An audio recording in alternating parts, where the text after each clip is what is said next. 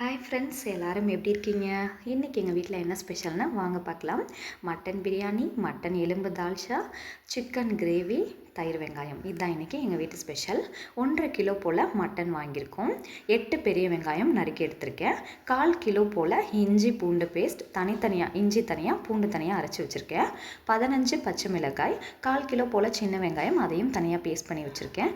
புதினா 10 ரூபா, மல்லி 10 ரூபாய்க்கு வாங்கி அலசி ஆஞ்சி வச்சுருக்கேங்க. இப்போ அடுப்பில் ஒரு பாத்திரம் வச்சுக்கலாம்.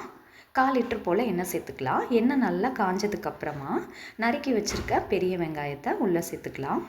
நல்லா இது போல் ப்ரௌனிஷ் கலர் வந்ததுக்கப்புறமா கழுவி வச்சுருக்க புதினா மல்லி இலைகளை உள்ளே சேர்த்துக்கலாம். இப்போ காரத்துக்கு ஏற்ற மாதிரி கூடவோ குறைவாவோ பச்சை மிளகாய் சேர்த்துக்கலாம். இப்போ கரண்டி வச்சு ஒரு கிளறி விட்டுக்கோங்க. இப்போ தனித்தனியாக அரைச்சி வச்சுருக்க இஞ்சி பேஸ்ட், பூண்டு பேஸ்ட், சின்ன வெங்காயம் பேஸ்ட் உள்ளே சேர்த்துக்கலாம். கரண்டி வச்சு கிளறி விட்டுக்கோங்க. இஞ்சி பூண்டு வெங்காய பேஸ்ட்டெல்லாம் சேர்த்ததுக்கப்புறமா கொஞ்சம் அடியில் பிடிக்க ஆரம்பிக்கும். அதனால் அடுப்பை மிதமான சூட்டில் வச்சுக்கோங்க. இது எல்லாம் நல்லா பச்சை வாசனை போகிற அளவுக்கு நல்லா வதங்கி வரட்டும். எண்ணெய் பிரிஞ்சு மேலே வந்ததுக்கப்புறமா கழுவி வச்சுருக்க மட்டன் துண்டுகளை உள்ளே சேர்த்துக்கலாம்.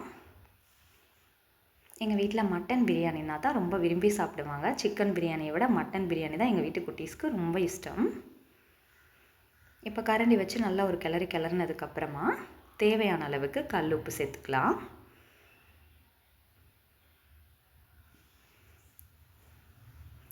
உப்பு சேர்த்ததுக்கப்புறமா அரைச்சி வச்சுருக்க பிரியாணி மசால், இதில் என்னென்ன ஆட் பண்ணியிருக்கேன்னா பட்டை, கிராம்பு, ஏலக்காய், இது 7 ஸ்பூன் போல் நம்ம சேர்த்துக்கலாம்.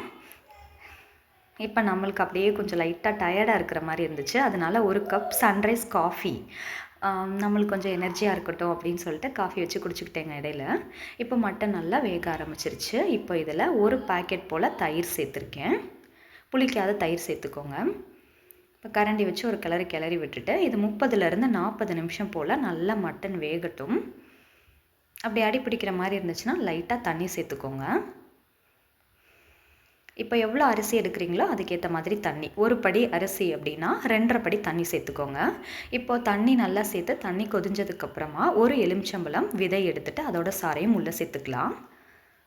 இப்போ அலசி வச்சுருக்க அரிசியை உள்ளே சேர்த்துட்டு நல்லா 3/4 பதம் வெந்ததுக்கப்புறமா அடுப்பு அப்படியே ஆஃப் பண்ணிவிட்டு தம் போட்டு எடுத்துட்டோம் அப்படின்னா சுவையான மட்டன் பிரியாணி ரெடி. நீங்களும் இதே மாதிரி ட்ரை பண்ணி பார்த்துட்டு எப்படி இருக்குன்னு மறக்காமல் கமெண்ட்டில் சொல்லுங்கள். ஒரு சைடு மட்டன் எலும்பு தால்சா ரெடி, சிக்கன் கிரேவி, தயிர் வெங்காயம் எல்லாமே ரெடி பண்ணிவிட்டு சாப்பிட ஆரம்பிச்சிட்டோம். சூப்பராக இருந்ததுங்க. இந்த வீடியோ உங்களுக்கு பிடிச்சிருக்கும் அப்படின்னு நான் நினைக்கிறேன். இந்த வீடியோ உங்களுக்கு பிடிச்சிருந்துச்சுன்னா லைக் பண்ணிக்கோங்க.